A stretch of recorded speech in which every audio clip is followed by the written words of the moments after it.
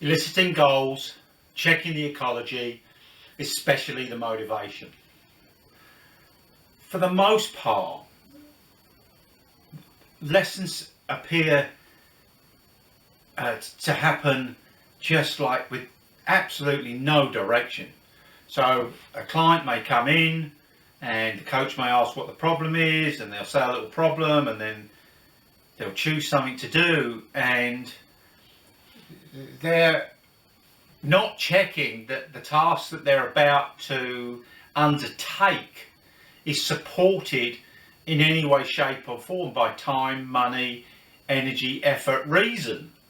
And that's pretty insane, because I think that we must know by now that change isn't easy, and especially when it comes to a movement that involves this club shaft, club head, club face, and a ball and a target, and all of the other factors involved, and neural pathways and change.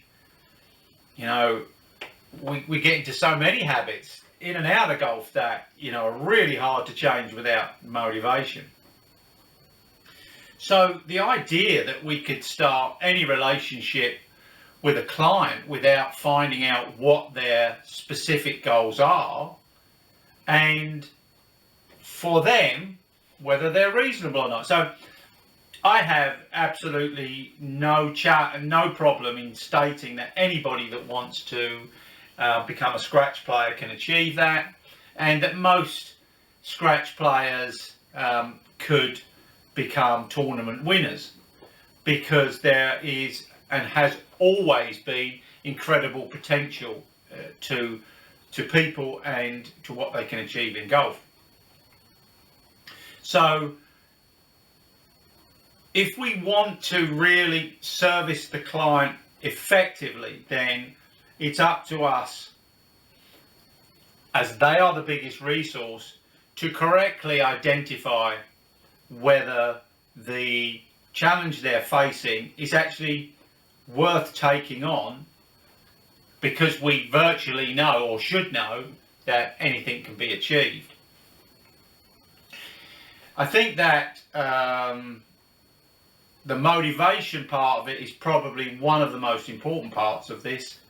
And if that motivation to succeed doesn't exist, i.e. are they prepared to put time in it, money, energy, practice effectively, if they're not prepared to do that, then 9 times out of 10, the task that they've requested isn't going to be achieved. So why should you take money off them for something they're not going to achieve for their sake? And why should you do it for your sake? Because that really goes down as a failure. If you said to somebody, yeah, let's have a look at that, let's see if we can challenge this and meet the task, and you don't do it, then that kind of makes you a failure as well by default. So again, we're back to lots of questioning. These skills, how you get these skills, they're a lot based in neuro-linguistic programming. They're a lot based in question and listening. They're based in the combination of those two with observation, and those observations might just well be with body language, in ascertaining the body's telling you that, yeah, they're not really involved enough to acquire the skill that they're looking for. And again, going back to what the skill will get you is, you can then turn to a different task that they have got sufficient ecology and motivation to achieve, that you can gain some success. And maybe then they'll actually look at whatever these challenges or tasks are in a different way, with a different form of motivation and desire. So how will you know that you have this skill? Well, to some degree, you won't get much past that first meeting, because clients that dream about success without being prepared to put anything into it are ultimately not going to succeed, and that stacks up against your referrals and testimonials. So we want to adopt a culture here in coaching that says that we are going to correctly elicit the goals and check that the motivation to succeed is there, so that then guarantees the fact that we're going to get a referral and more business. So I think that that alone, I think that when the client is as motivated to succeed as you, and obviously we know this is your vocation, so we know that you have the passion to help people. So it's just understanding that this is so important to engage in, and you'll recognize it when that client is as motivated as you. And this is definitely something I find now, that I get more and more motivated clients, and they say to me, I'm going to work harder than anybody else, and as long as they're working as hard as they can, we don't have to compare them. So what would it get you? Obviously, great understanding of your customer, and those customers understanding their own challenge.